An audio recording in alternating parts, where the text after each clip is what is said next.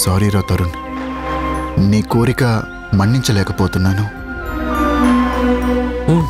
Okay daddy, నీకు ఎలా చేయాలని ఉంటే అలా చేయండి. నా కోసం అయిష్టాన్ని ఇష్టంగా మార్చుకోవద్దు. I can adjust with you. నువ్వు ఫీల్ అయితే నేను ఫీల్ అవుతాను డాడీ. నువ్వు స్ట్రగుల్ అయితే నేను స్ట్రగుల్ అవుతాను. నాకు ఫ్యూచర్ మీద హోప్ ఉంది డాడీ.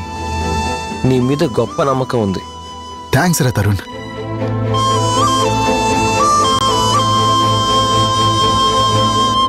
నాన్న కూడా పెళ్ళొద్దని అనుకుంటున్నాడంటే ఇది మామూలు విషయం కాదు. నా బర్త్డేకి అమ్మ నాన్నలు ఒకటైపోతారేమో. అప్పుడే నేను నీ కొడుకుని హరితరుణ్ణి అని అమ్మకు షేర్ చేసుకోవాలి. ముందు ఈ విషయం మధుతో షేర్ చేసుకోవాలి. సరే డాడీ, నేను వస్తాను.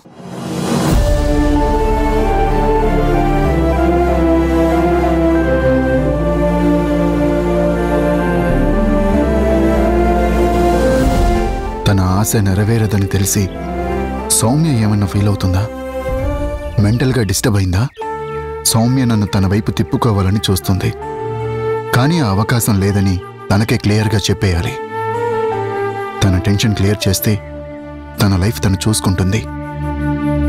తనేం చేసిందో తనే మర్చిపోయిందంటే సంథింగ్ రాంగ్. సౌమ్యకి ఈ విషయం కన్ఫర్మ్ చేసే ముందు ఒకసారి జననితో కూడా మాట్లాడాలి. ఆడవాళ్ళ ఆలోచనలు, బిహేవియర్ గురించి ఆడవాళ్ళకే బాగా తెలుస్తుంది.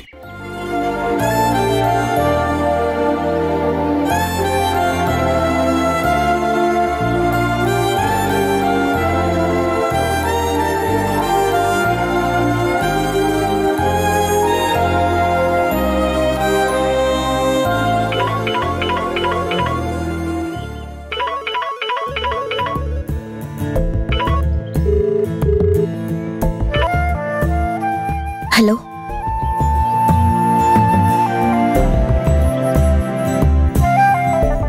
ఎలా ఉన్నావు? బానే ఉన్నాను. నువ్వెలా ఉన్నావు? అవును, నువ్వు చాలా బిజీగా ఉన్నావంట కదా, శివ చెప్పాడు. వీడియోలాగా సీన్ చూస్తున్నాను, యాక్షన్, వాయిస్ ఓవర్, డబ్బింగ్ వద్దని చెప్పి మళ్ళీ బిజీ అని సెటైర్లు వేస్తున్నావా? ఇంతకీ ఫోన్ ఎందుకు చేసావో చెప్పలేదు. నువ్వు మీ ఇంట్లోనే ఉండి పని చేస్తానన్నావంటగా. పేషెంట్లకి మీ ఇల్లు దూరం అవుతుంది కదా, ఎవరిళ్లలో వాళ్ళు కూర్చొని పని చేసుకోవడానికి కాదు కదా. హాస్పిటల్ అగ్రిమెంటు అంటే మళ్ళీ అగ్రిమెంట్ పిక్చర్లోకి తెస్తున్నావా?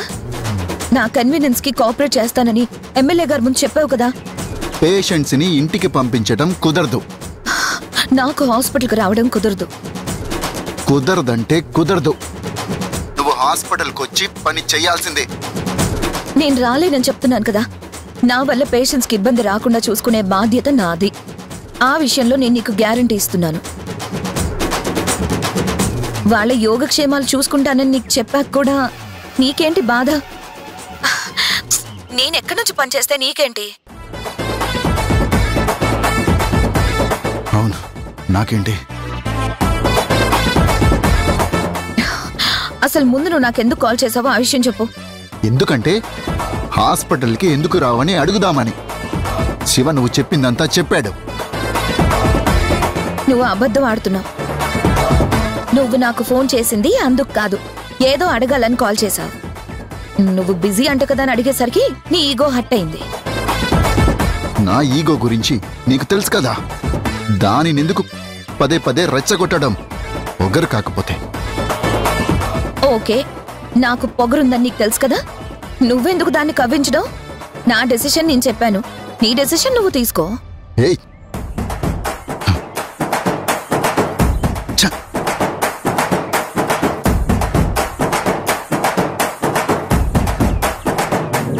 జనని ఒట్టి పొగరిపోతూ, దాన్ని సలహా అడగడానికి కుదరదు. సౌమ్య గురించి అడిగితే మరీ రెచ్చిపోతుంది. శకుంతల అయితేనే కాస్త అర్థం చేసుకుంటుంది, మాట్లాడే ఛాన్స్ ఇస్తుంది.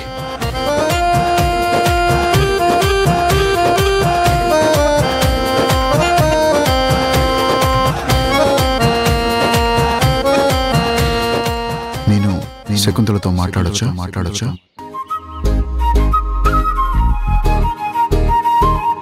హో, శకుంతలతో అయితే సౌమ్యంగా మాట్లాడతావా? మాట్లాడొచ్చు. ఓకే దేవ్.